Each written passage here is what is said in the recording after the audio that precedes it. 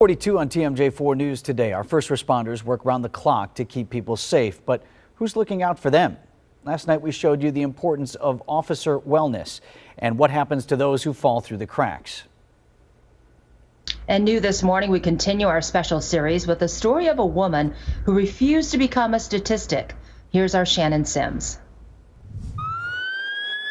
A shift as a first responder in Milwaukee can be a grind. You see the worst things in the city that you live in, and you just see that repeatedly every day. And it's not something you can simply let go of at the end of your day.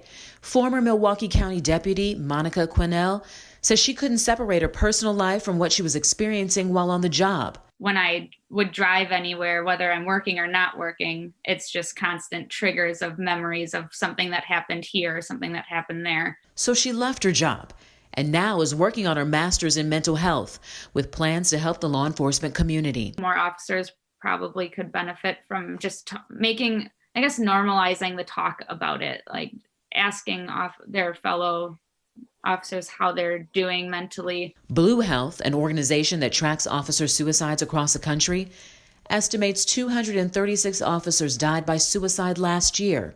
That's more than double the number of officers that the FBI reports were killed in the line of duty in 2019. For those on the job, many of them need to find an outlet.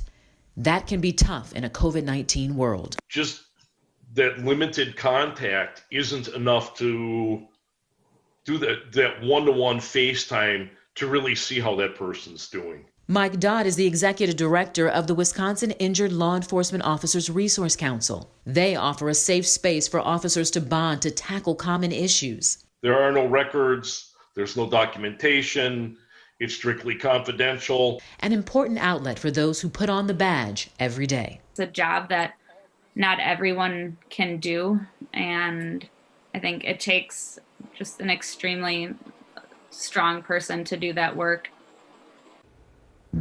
It's wonderful to see those resources are available. And I think as a friend, it's always important just to reach out to make sure those in your life are doing okay.